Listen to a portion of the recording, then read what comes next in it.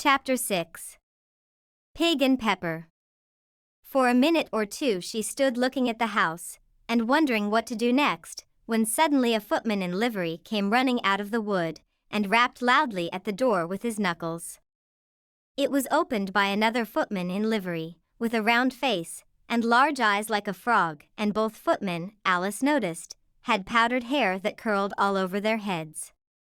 She felt very curious to know what it was all about, and crept a little way out of the wood to listen. The fish footman began by producing from under his arm a great letter, nearly as large as himself, and this he handed over to the other, saying, in a solemn tone, for the Duchess. An invitation from the Queen to play croquet, the frog footman repeated, in the same solemn tone, only changing the order of the words a little, from the Queen. An invitation for the Duchess to play croquet. Then they both bowed low, and their curls got entangled together. Alice laughed so much at this, that she had to run back into the wood for fear of their hearing her, and when she next peeped out the fish footman was gone, and the other was sitting on the ground near the door, staring stupidly up into the sky. Alice went timidly up to the door, and knocked. "There's no sort of use in knocking," said the footman, and that for two reasons. First, because I'm on the same side of the door as you are. Secondly, because they're making such a noise inside, no one could possibly hear you, and certainly there was a most extraordinary noise going on within, a constant howling and sneezing, and every now and then a great crash, as if a dish or kettle had been broken to pieces. "Please, then," said Alice, "how am I to get in?" "There might be some sense in your knocking," the footman went on without attending to her, "if we had the door between us. For instance, if you were inside, you might knock, and I could let you out, you know." He was looking up into the sky all the time he was speaking, and this Alice thought decidedly uncivil. "But perhaps he can't help it," she said to herself, "his eyes are so very nearly at the top of his head. But at any rate he might answer questions. How am I to get in?" she repeated, aloud. "I shall sit here," the footman remarked, "till tomorrow." At this moment the door of the house opened, and a large plate came skimming out, straight at the footman's head. It just grazed his nose, and broke to pieces against one of the trees behind him. "Or next day, maybe," the footman continued in the same tone, exactly as if nothing had happened. "How am I to get in?" asked Alice again, in a louder tone. "Are you to get in at all?" said the footman. "That's the first question, you know." It was, no doubt, only Alice did not like to be told so. "It's really dreadful," she muttered to herself, "the way all the creatures argue. It's enough to drive one crazy." The footman seemed to think this a good opportunity for repeating his remark, with variations. "I shall sit here," he said, "on and off, for days and days." "But what am I to do?" said Alice. "Anything you like," said the footman, and began whistling.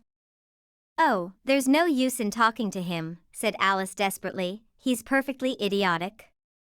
And she opened the door and went in.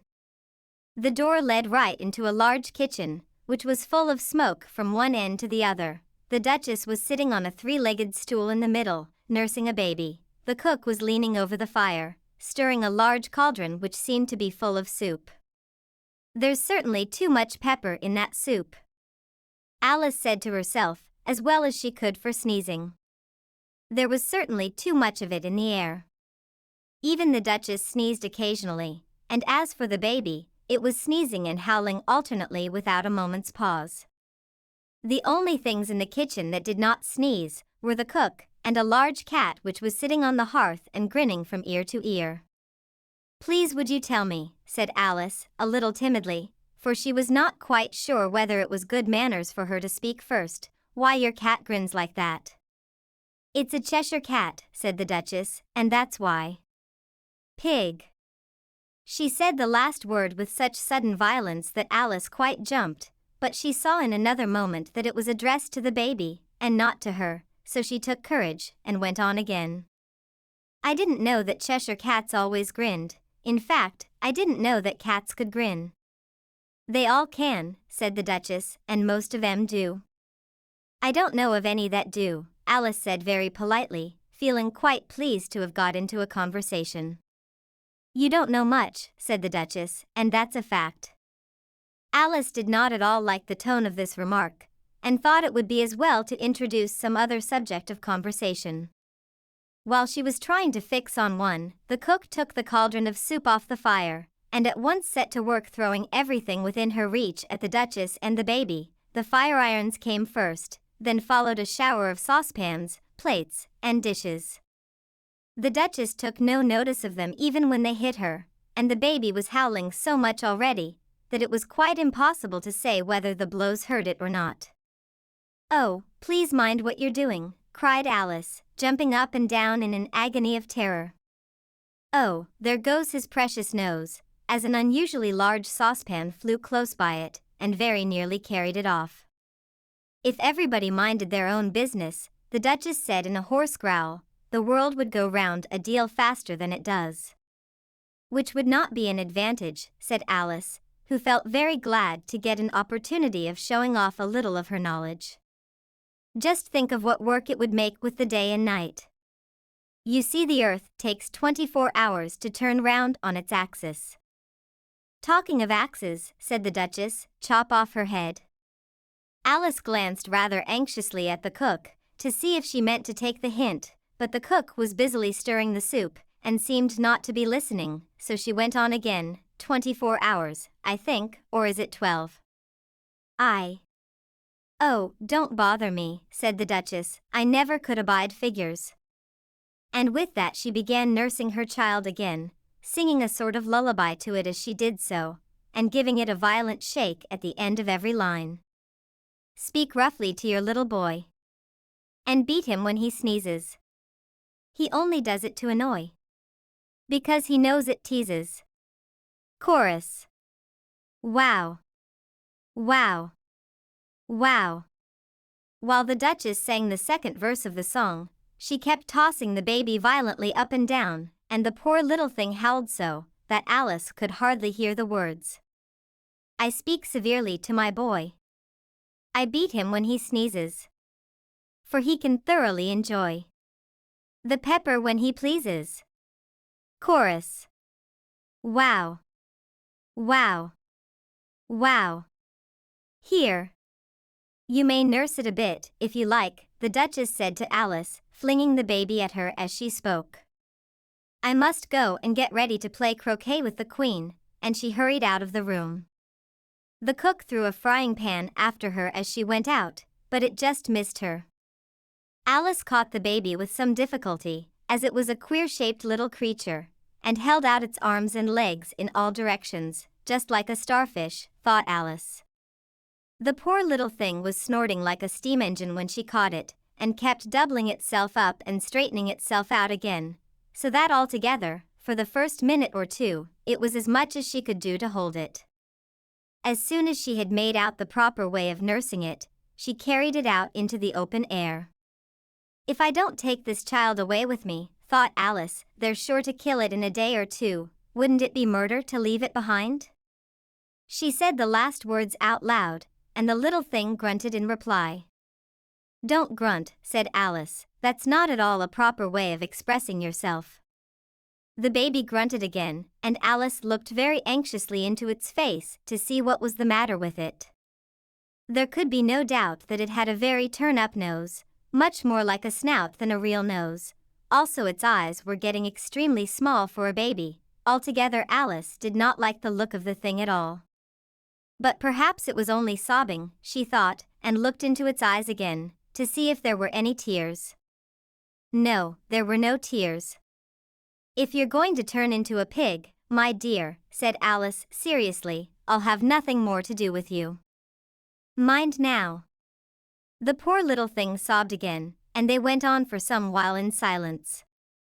Alice was just beginning to think to herself, now, what am I to do with this creature when I get it home, when it grunted again, so violently, that she looked down into its face in some alarm. This time there could be no mistake about it. It was neither more nor less than a pig, and she felt that it would be quite absurd for her to carry it further. So she set the little creature down, and felt quite relieved to see it trot away quietly into the wood. If it had grown up, she said to herself, it would have made a dreadfully ugly child, but it makes rather a handsome pig, I think, and she began thinking over other children she knew, who might do very well as pigs, and was just saying to herself, if one only knew the right way to change them, when she was a little startled by seeing the Cheshire Cat sitting on a bough of a tree a few yards off. The cat only grinned when it saw Alice. It looked good-natured, she thought, still it had very long claws and a great many teeth, so she felt that it ought to be treated with respect. Cheshire Puss, she began, rather timidly, as she did not at all know whether it would like the name. However, it only grinned a little wider. Come, it's pleased so far, thought Alice, and she went on. Would you tell me, please, which way I ought to go from here? That depends a good deal on where you want to get to, said the cat. I don't much care where, said Alice. Then it doesn't matter which way you go, said the cat. So long as I get somewhere, Alice added as an explanation. Oh, you're sure to do that, said the cat, if you only walk long enough. Alice felt that this could not be denied, so she tried another question. What sort of people live about here?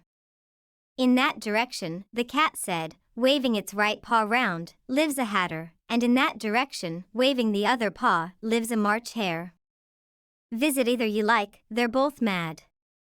But I don't want to go among mad people, Alice remarked. Oh, you can't help that, said the cat, we're all mad here. I'm mad. You're mad. How do you know I'm mad, said Alice. You must be, said the cat, or you wouldn't have come here.